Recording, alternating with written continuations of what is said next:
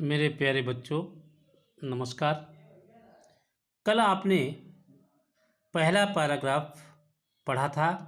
आज हम दूसरे पैराग्राफ से शुरुआत करते हैं और आज हम ये दूसरा और तीसरा दो ही पैराग्राफ छोटे से पढ़ाते हैं, लेकिन पूरी तरह से ग्रामर के साथ। देखते हैं।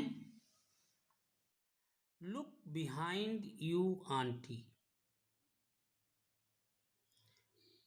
देखो पीछे, यू आप, तुम, आंटी।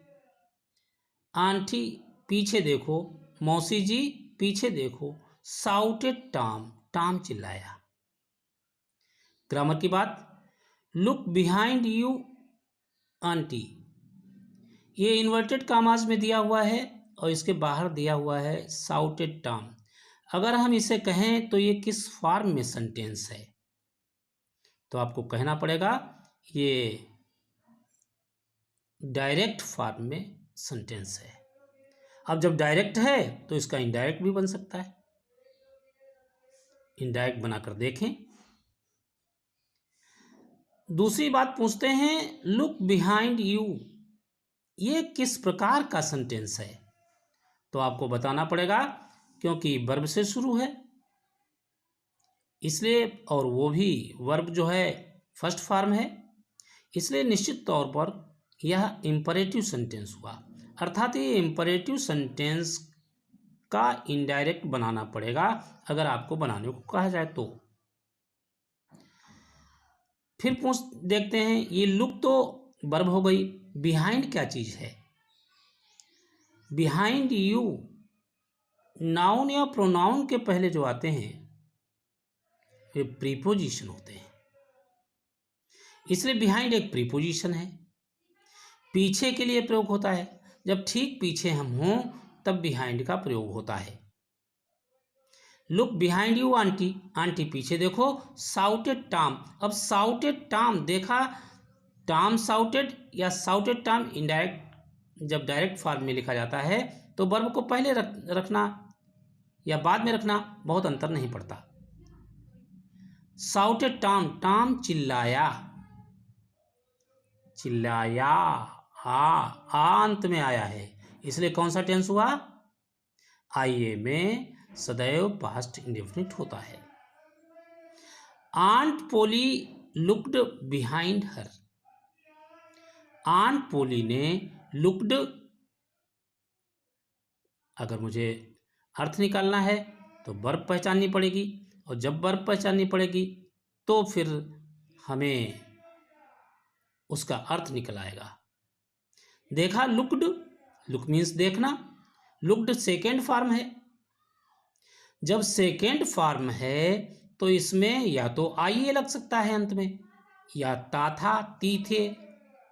तो आंट पोली लुक्ड, आंट पोली ने देखा, बिहाइंड पीछे, हर अपने, क्योंकि अपने के लिए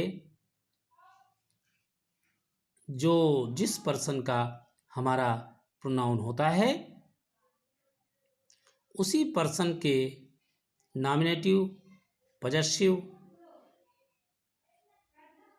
और आदि जो ऑब्जेक्टिव जो प्रोनाउन होते हैं वे यूज किए जाते हैं अपने के लिए। आंट पोली looked behind her, aunt Polly ने अपने पीछे देखा।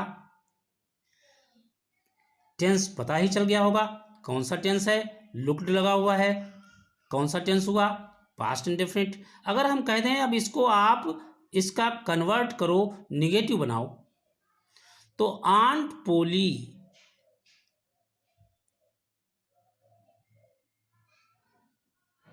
डिड नॉट, पास्ट इंडेफिनिट है और पास्ट इंडेफिनिट में डिड नॉट हेल्पिंग वर्ब आती है। Did not look behind her. अगर इसे केवल निगेटिव बना, ये निगेटिव बन गया। अगर इसे कह दें इंट्रोगेटिव बनाओ तो डिड पहले आ जाएगा, did aunt Polly look behind her. इस प्रकार से ग्रामर की भी हमारी जानकारी होनी चाहिए। अब मैं पूछूं बिहाइंड क्या चीज है तो आप तुरंत बता देंगे। This was Tom's chance. This was यह था, टॉम्स टॉम का, चांस अवसर, मौका। यह टॉम का अवसर था। This was Tom's chance. ये टॉम्स लिखा हुआ है, कामा लगा हुआ है, यस लगा हुआ है, टॉम्स। इसे अपास्ट्रॉफी यस कहते हैं। और अपास्ट्रॉफी यस जहां लगा दिया जाए वह काकी के अर्थ देने लगता है। टॉम्स टॉम का, राम्स राम का, मोहन्स मोहन का, इस प्रकार से। अब ये मैं अगर पूछ दूं दिस वाज टॉम्स चांस, तो ये टेंस कौन सा है, तो आपको देखना पड़ेगा इसकी हेल्पिंग वर्ब या मेन वर्ब, क्योंकि एक गीत मैंने डाला है, अगर आप चाहें तो देख सकते हैं। पहचान अगर करनी तुमको, यह वाक्य कहो किस टेंस का है। ऐसी कविता पढ़ी हुई है जिसमें आपको ये पता चल जाएगा। He rushed out of the house, out of the house, घर के बाहर। ही वह, रश्ड, पता चल गया होगा कौन सा टेंस है। अंत में क्या आएगा, आ। ही रश्ड वह दौड़ा, वह भागा, वह भाग गया। आउट ऑफ द हाउस, घर के बाहर। ही क्लाइम्ड, कितना सरल अर्थ निकालना है। क्लाइंब मीन्स चढ़ना होता है, और क्लाइम्ड, ही क्लाइम्ड क्या हो गया, ही क्लाइम्ड वह चढ़ गया। Over the fence, over, over क्या चीज है, preposition. Over the fence, fence के ऊपर चढ़ गया। सून ही वाज फार अवे, जल्दी ही वह बहुत दूर था। सून अतिशीघ्र, ही वाज फार अवे वो बहुत दूर था। टेंस पूछ दिया जाए तो कौन सा टेंस होगा, वाज लगा हुआ है, तुरंत देखते ही पता चल गया, अरे ये तो पास्ट टेंस है। आंट पोली वाज एंग्री, फिर आया टेंस कौन सा होगा, वाज लगा हुआ है, कौन सा टेंस हुआ, पास्ट, थाथी थे, तो aunt Polly was angry, aunt Polly थी क्रोधित, गुस्से में थी, गुस्सा थी। बट लेकिन, ये कंजक्शन का काम करता है। सी हैड टू लाफ, लेकिन सी हैड टू लाफ उन्हें हंसना पड़ा। जहां मजबूरी प्रकट की जाती है वहां हैड टू का प्रयोग किया जाता है। या उन्हें हंसना पड़ता था, या उन्हें हंसना पड़ा, मजबूरी प्रकट होती है। हैड टू का प्रयोग वहां होता है जहां मजबूरी प्रकट हो, पड़ा पड़ी के लिए। He is a bad boy, he is a bad boy वह एक बुरा बालक है। सी सेड टू हरसेल्फ, उन्होंने अपने आप में कहा, किसी से नहीं, अपने आप में कहा, बड़ा बुरा बालक है। कौन सा टेंस हुआ, है आ गया है, इसलिए ये इज ए बैड बॉय एक प्रेजेंट टेंस का वाक्य है। अगर हम पूछ दें अ बैड बॉय, बॉय के पहले बैड लगा हुआ है, ये बैड क्या चीज है, तो आपको जानना चाहिए, क्योंकि ये नाउन है, नाउन के पहले एडजेक्टिव आ सकता है या प्रीपोजिशन आ सकता है। तो ये बैड दिया हुआ बुरा है, एडजेक्टिव। अब ये एडजेक्टिव है, अगर कह दूं इसका एंटोनिम बताओ, तो good. She said to herself, उन्होंने अपने आप में कहा, he is a bad boy, she said to herself, उन्होंने अपने आप में कहा। कौन सा टेंस हुआ, past indefinite.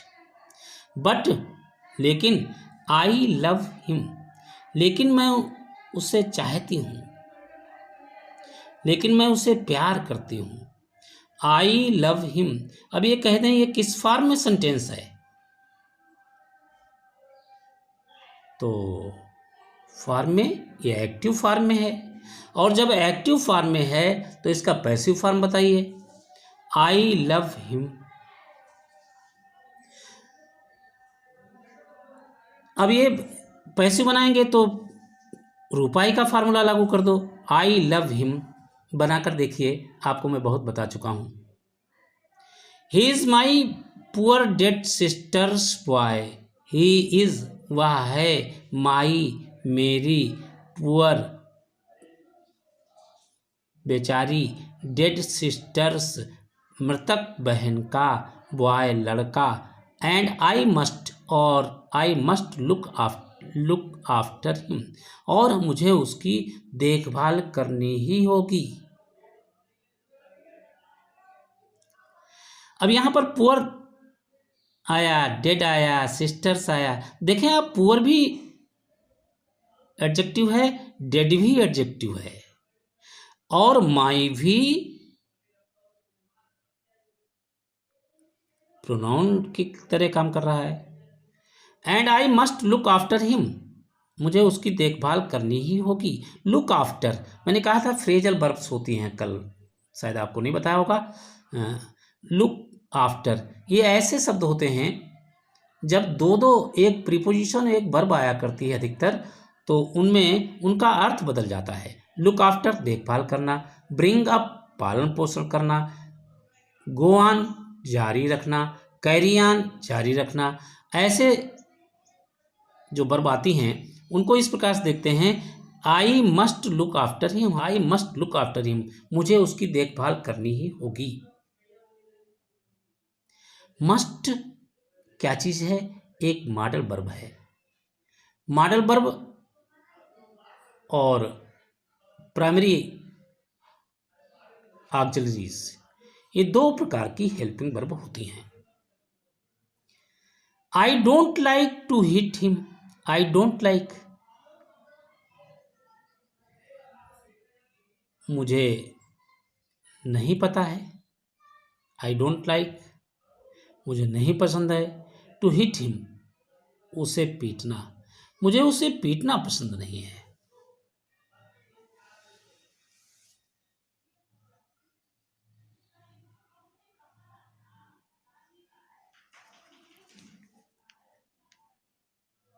But I have to, लेकिन मुझे करना पड़ता है। हैव टू, ये हैव टू आया है और यहां था हैड टू, करना पड़ता था।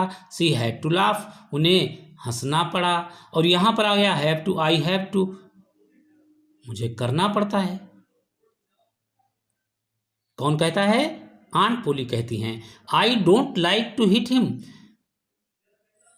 मैं उसे नुकसान पहुंचाना पसंद नहीं करती हूं। बट आई हैव टू, लेकिन मुझे करना पड़ता है। If I don't punish him he will grow up lazy and wicket, अगर अब मैं पूछ बैठूं यहां से लेकर और यहां तक ये किस प्रकार का सेंटेंस है, तो शायद आपको बताने में दिक्कत आएगी, प्रॉब्लम आएगी।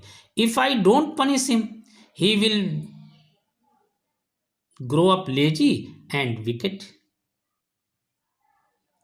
यहां जहां पर इफ आदि लगे होते हैं ऐसे सेंटेंस कंडीशनल सेंटेंस कहलाते हैं, जिसमें इफ वाला क्लॉज प्रेजेंट इंडेफिनिट में और दूसरा क्लॉज जो होता है वह फ्यूचर इंडेफिनिट में होता है। देखिए इसमें दिखाई भी दे रहा है, if I don't punish him, यदि मैं उसे दंडित नहीं करूंगी,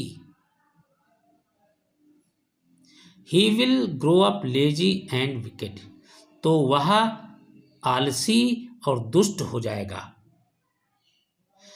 आप देखें इसमें सेंटेंस तो प्रेजेंट इंडेफिनिट में है, लेकिन मैंने अर्थ गागी के का लिया है।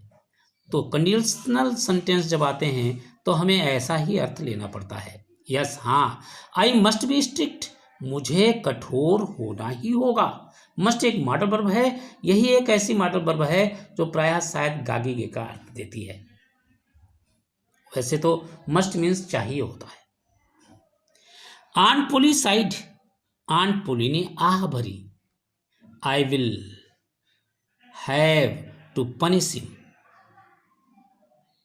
मुझे उसे दंडित करना, I will have to punish him, मुझे उसे दंडित करना होगा। For stealing the jam, for stealing the jam, for stealing, अब स्टीलिंग आ गया है, आईएनजी फॉर्म है। अब आप देखें तो ये आप तीन में से बताना पड़ेगा आपको, क्योंकि तीन प्रकार से आईएनजी फॉर्म काम करती है। एक तो होती है प्रेजेंट पार्टिसिपल, जो किसी वर्ब के साथ नहीं आती। एक होती है जीरंड, जो भी वर्ब के साथ नहीं आती, परंतु जो वर्ब के साथ आती है वो शुद्ध आईएनजी फॉर्म होती है। बाकी या तो जीरंड हो सकती हैं या participle. Him for stealing jam, यहां पर ये पार्टिसिपल है या जीरंड है, ये सोचना होगा। अब यहां अर्थ निकलता for stealing the jam, jam चुराने के लिए। मैंने कहा हुआ हुई या कर कर करके यूज पार्टिसिपल का तो कर दे, अर्थात यहां पार्टिसिपल फॉर्म है। ये स्टीलिंग क्या है? पार्टिसिपल है। बट हाउ, लेकिन कैसे? आई know tomorrow is, I know में कौन सा टेंस है? अरे भैया ये समझ लो, जब कोई फर्स्ट फॉर्म आएगी किसी सब्जेक्ट के साथ तो फिर वो होगा प्रेजेंट इंडेफिनिट ही, क्योंकि फर्स्ट फॉर्म इंडेफिनिट टेंस में ही आ सकती है। आई नो मैं जानता हूं, और ता हूं उसका अर्थ निकलता है ता है, ती हैं, ते हैं। टुमारो, आई नो मैं जानती हूं, टुमारो इज सैटरडे, टुमारो कल है Saturday. I know tomorrow is Saturday, मैं जानती हूं कि कल सैटरडे है। And there is no school on Saturdays, and there is no school, कोई स्कूल नहीं होते ऑन सैटरडेज, शनिवार को। The boys have a holiday, बच्चों की छुट्टियां होती हैं, बच्चे छुट्टी रखते हैं। The boys have a holiday, ये कौन सा टेंस हुआ जरा हमें कमेंट करके बताइएगा। The boys have a holiday, but I will make Tom work, लेकिन मैं टॉम को कार्य दूंगी। दैट विल पनिश हिम, जो उसे दंडित करेगा। आज के लिए इतना ही। तीसरा पैराग्राफ ये छूट रहा है क्योंकि वीडियो बहुत बड़ा बन रहा है। जैसे मैंने पूछा, अब इसके आगे आपको पढ़ाते हैं, जैसा आपको लग रहा हो वैसा कमेंट करके बताएं ताकि मैं और अपने में इम्प्रूव कर सकूं। धन्यवाद।